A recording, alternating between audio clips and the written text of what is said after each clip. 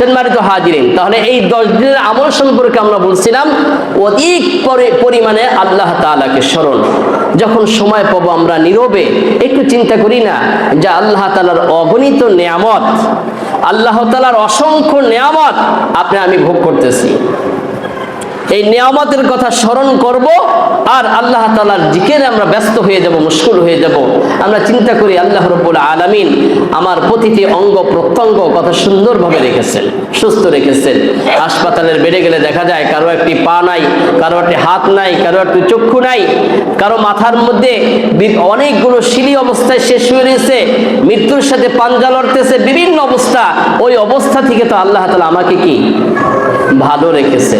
ইমানদারদের জীবনে দুঃখের কোনো পর্ব নাই, কারণ ইমানদাররা সকল অবস্থায় সে আল্লাহ তাআলাকে অভিভাবক হিসেবে গ্রহণ করেছে। সুবহানাল্লাহ।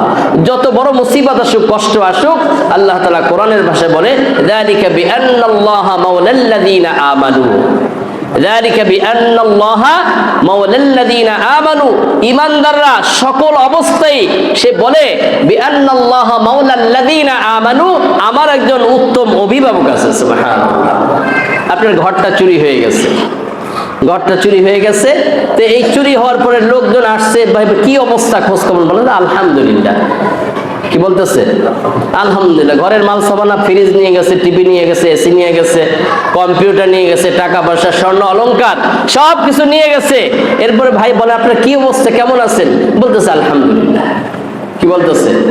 আলহামদুলিল্লাহ। আলহামদুলিল্লাহ আলা কুল্লি হাল। সকল অবস্থায় মুমিন প্রশংসা করবে কার? আল্লাহ তাআলা। সে সুখে থাকুক আর দুঃখে, তার তো একটা ভরসার শেষ জায়গা আছে। যালিকা বিআন্নাল্লাহা মাওলাল্লাযীনা আমানু ওয়া আন্নাল কাফিরিনা লা মাওলা লাহুম। আর কাফেররা তারা বিপদে বললে তাদের আর কষ্টের দুঃখের কোনো কুল সীমানা থাকে না, কারণ তাদের তো কোনো শেষ ভরসা, তাদের কোনো উত্তম অভিভাবক নাই। তারা এমন হতাশায় পড়ে যে তাদের চেহারা কালো হয়ে যাবে, তারা ডানে বামে সব কিছু অন্ধকার দেখতে পাবে, কোনো রাস্তা খুঁজে পাবে না। কিন্তু মুমিনের একটা শেষ ভরসা আছেই যে সবাই আমাকে ত্যাগ করে চলে গেছে, আমার সব কিছু হারিয়ে গেছে, আমি সর্বহারা হয়ে গেছি, কিন্তু আমার মওলাকে আল্লাহ, আমার উত্তম অভিভাবক আমার সাথে আছে। যত কঠিন খারাপ অবস্থায় আমি পড়ি না কেন, এখান থেকে আমার যে অভিভাবক তিনি আমাকে উদ্ধার কি করবেনই, আমাকে উদ্ধার তিনি করবেনই। এই একটা ভরসা, একটা আস্থা, মনের একটা স্বস্তি, প্রশান্তি মুমিনের সবসময় কি কাজ করে। মুমিন, আপনি প্রশ্ন করতে পারেন সবকিছু নিয়ে গেল, এখন তো ইন্না লিল্লাহ পড়বে, তাই না? কিন্তু না, কিছু মুমিন আছে এই কঠিন মুহূর্তেও সে বলে কি আলহামদুলিল্লাহ।